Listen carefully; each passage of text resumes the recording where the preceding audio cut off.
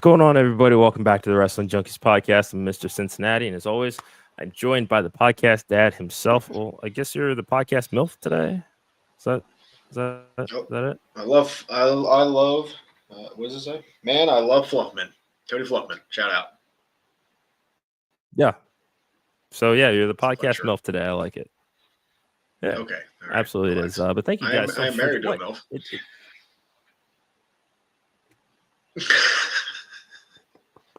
I don't know how I'm supposed to respond to that in this. I don't know why I said it. I'm sorry. Here. I don't know what you want all right. to say. Keep going. Just hey guys, thanks for joining us. But go buy a T-shirt from Gorilla Press.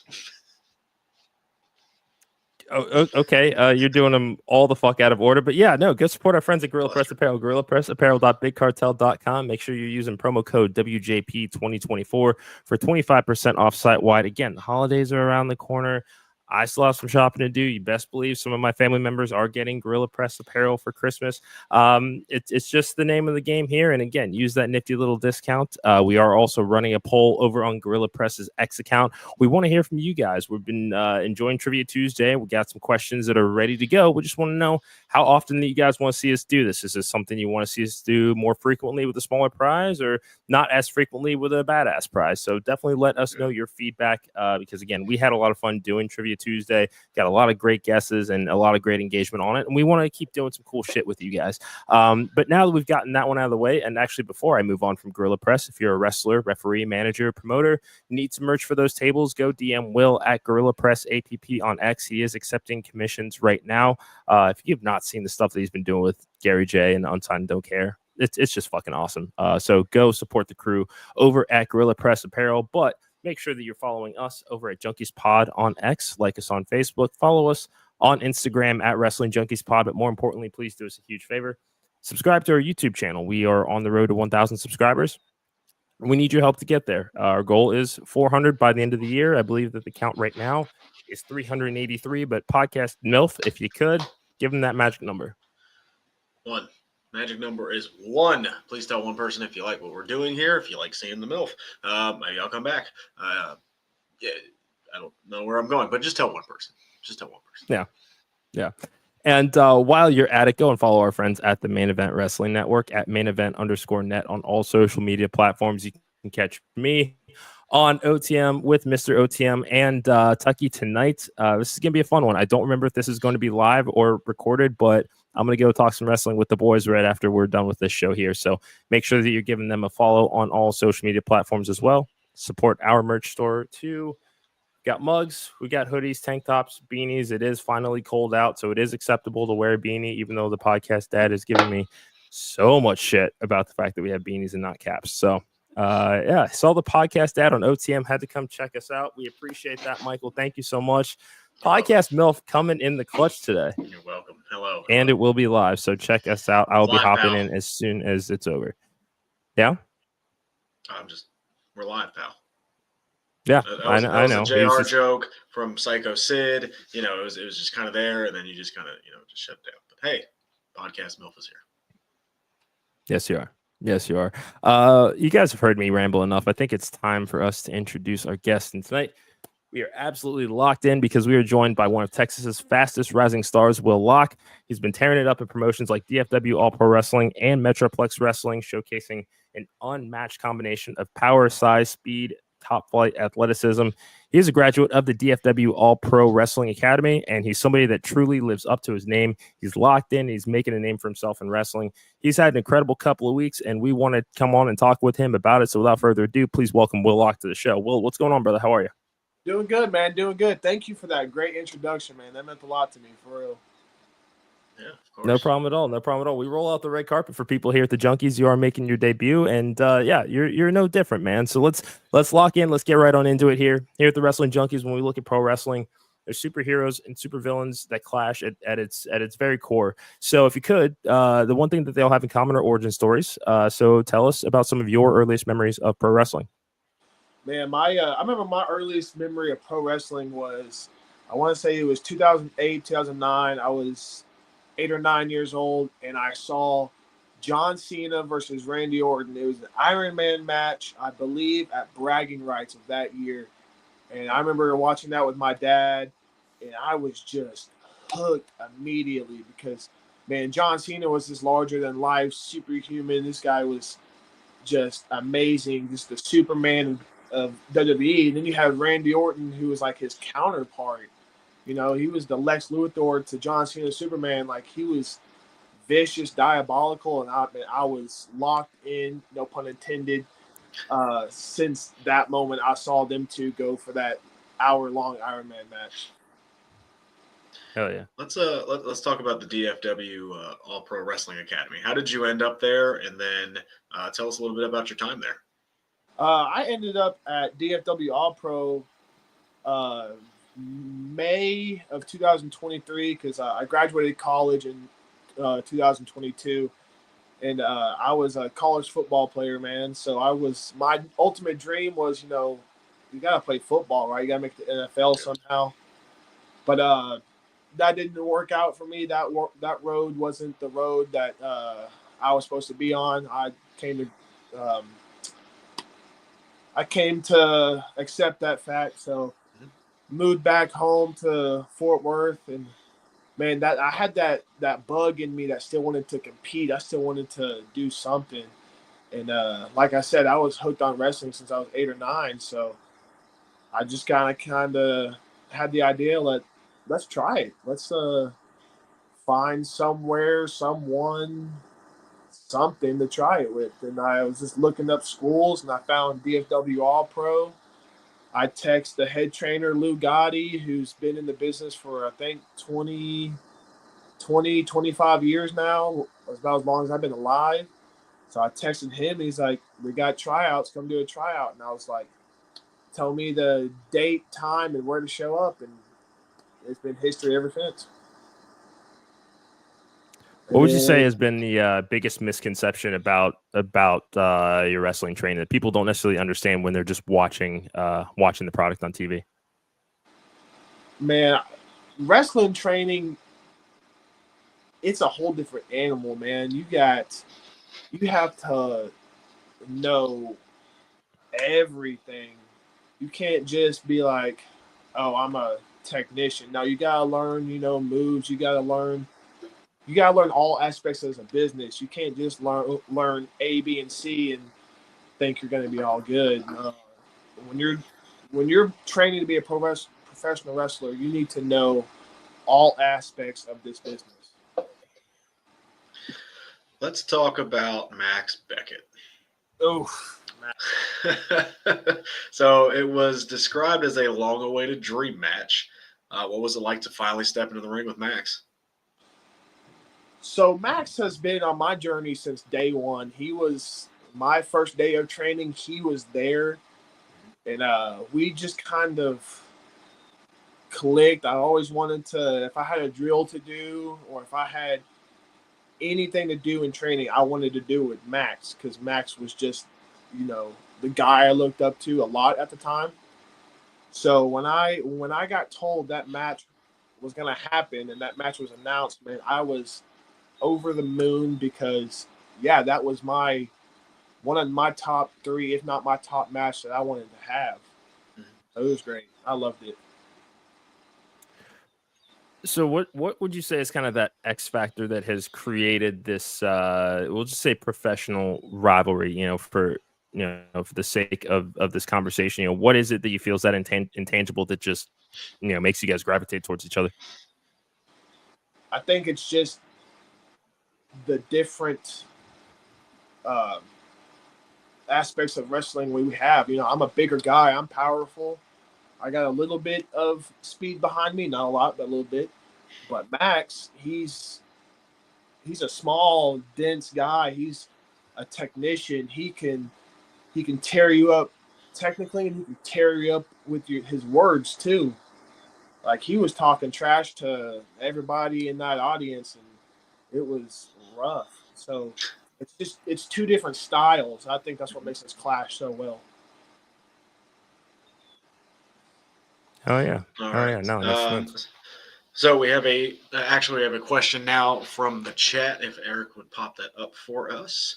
Gladly. What is your travel schedule like, and how much of that takes a toll on you not only physically, but in your personal life as well. Thank you, Michael, for the question. So the traveling, I think, is the hardest part, to be honest with y'all. It's not the wrestling in and of itself. It's not, the 20-minute matches. It's not any of that. I think it's the physical driving portion, the traveling portion of this business that's the toughest. Because we got to drive 5 hours, 6 hours, sometimes 10 hours to a show. So the traveling is definitely the hardest part. And, you're in a car for that long of a time span. You're going to get out the car and you're going to be sore a little bit. So, it's just, you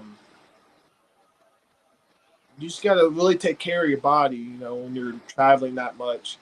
And the personal life aspect of it doesn't take that much of a toll. I mean, there are some weekends that I don't see, family at all, like Friday, Saturday, Sunday. I won't see mom or anybody. So I guess that's probably the hardest part about it too, because I'm a mama's boy. I love my mom. I need to spend time with her. And sometimes when I don't get that chance on weekends, got to make time for it. Yeah. Well said. And yeah, thank you once again to Michael for that question. Will, when we started this conversation, not just the dream match against Max Beckett, but you also recently made your debut at Metroplex Wrestling, taking on LVJ.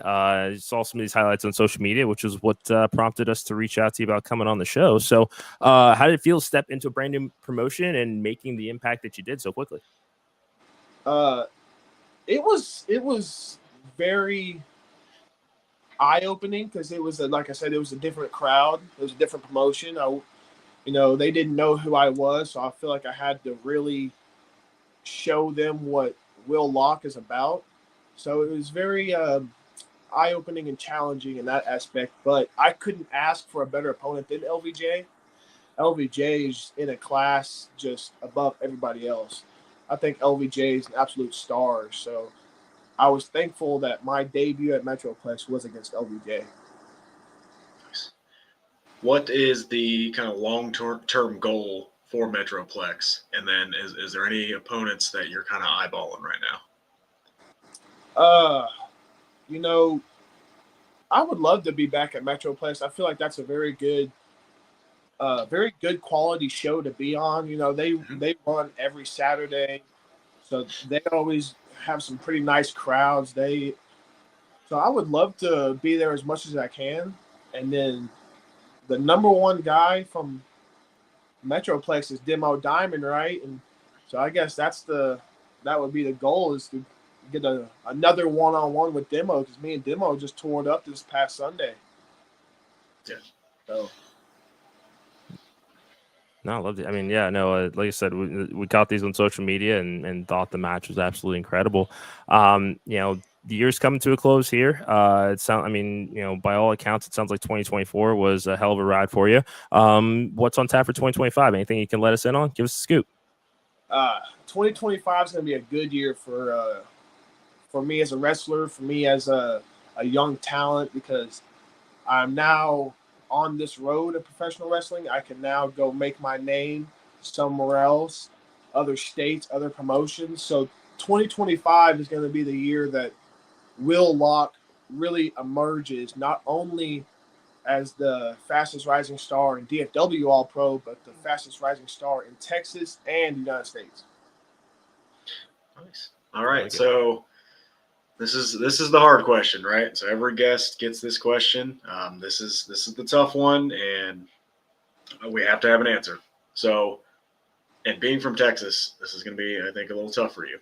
When you think Mr. WrestleMania, is it Shawn Michaels or is it The Undertaker? Oh, Yep. So that's not easy to answer, I'm being honest. I told you it was tough. I gave you a fair warning. I think only once have we had somebody say neither of them. Yes. Oh, no, it's definitely one of them. If I had to say one, I think it would be I love Shawn. I really do. He was one of my top favorites. Probably still is my favorite. But I gotta go Undertaker, man. Undertaker was Okay. just, he was larger than life. He was WrestleMania. So That's a great answer. It's a great answer. Great answer. Chalk one up for the good guys. Yeah. Hey, you won't hear an argument out of me. I mean, it's a dead heat between them. I just happen to think that old HB Shizzle edges out Taker ever so slightly, but that's all right. Will, thanks so much for joining us tonight, man. Before we let you go, where can everybody find you on social media, and tell everybody what events you have coming up and where you can check you out? Social media is Will_XF_lock on all social medias. And my next event will be DFW All Pro Sunday. I want to say oh man, I forgot the date. I got so many dates coming up, but it's a DFW All Pro show. You'll find it on social media because I'm going to be plugging it every day till that show comes. So DFW All Pro is where you can find me for sure. Hell yeah. Right. Well, best of luck in December and best of luck in 2025. Can't wait to have you back on the show to hear all about it, man. Can't wait to be back, guys. It was fun. Thank you, Will. Likewise. Thank You you. take care. Have a good night, man. Thanks.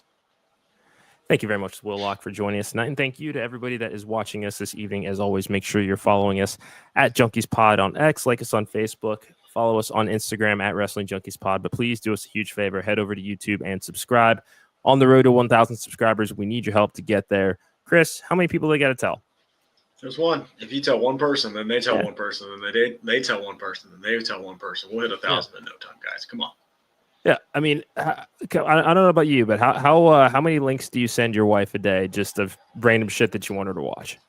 Oh, let's see. While I pull up the TikTok, today has been 4.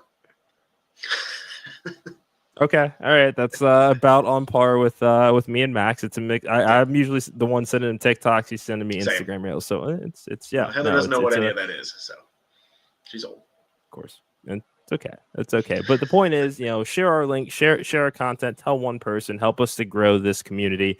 Buddy, the final NXT or final NXT before deadline, I should say, is in the books. The fields for the men's and women's Iron Survivor challenges are set. Maybe. Let's get Maybe. Okay. Maybe. So one of them was attacked. So I don't know what he means, but I don't think that I know sold him. But sorry. does he send you TikToks and you don't answer? Oh, yeah. That's what he means. How am I more active Kyle, on the I love TikTok? you. Come on. Kyle, I love you. I do. We both know there's a difference between getting them and sending them from your significant other than there are your buddies. There are two Man, different. you there are leave two Kyle different on tiers. red. That's what I heard. It's all right, Kyle. He does the same thing to me. Okay, yeah. Thank you for derailing our fucking live stream, Kyle, just to tell everybody. Hey, that's the whole point of the show. Like, look, guys, Is it? if you leave somebody on red, send them our link. Maybe they'll read that. Hey, it's funny. It's good. It'd be really cool if you did. Wait till I pop in the OTM comments and just derail that show. Get ready. Please don't. What? Or do. I don't give a shit. Yeah, it's not our show. You're grown, man. Yes. So Eddie Thorpe got attacked That's after true. winning. So what does that mean? I don't know. Surprised. I am surprised with the 2 winners of the Fatal 4-Ways. Yeah. So as we look at those, we'll start with the men's. Just because, are you hearing the rumor as to who could be replacing him? No. Hikuleo. Justification because I think Thorpe was kind of transitive property, the body that fell into the door that knocked David down, things like that. So there could be a Samoan that decides, fuck it, I'm going to go rip some heads off for my cousin, that sort of thing. Okay. That's my reaction to what Kyle just said. Yeah. Okay. I mean that doesn't get me. Oba gets me excited. Hikuleo does not. Yeah. Okay, that's fine. I mean, that's just me personally. Telling you what I'm but, seeing scrolling the interwebs. And that's fine. If that happens, that happens. That'll be fine. Yeah. It'd be a lot cooler if it was Jacob Fatu. Can you imagine? Dude, can you imagine? That dude just shows up and wrecks it. That'd be great. That'd be great. No, that's cool? fine. No, I'm gonna do it anyway. Yeah, I mean that's fine. Like it doesn't. I don't know. It's all right. That's fine. We'll see I will say I was very surprised about the women though.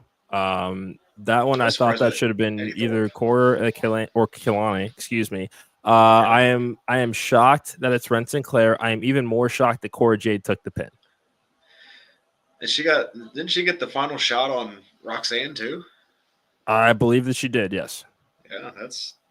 Yeah, Maybe they see something. Maybe they're trying to, trying to test it out. Like, hey, Corey, you're established. Yeah. Kalani, you're established. Let's see what this person can do in a loaded field.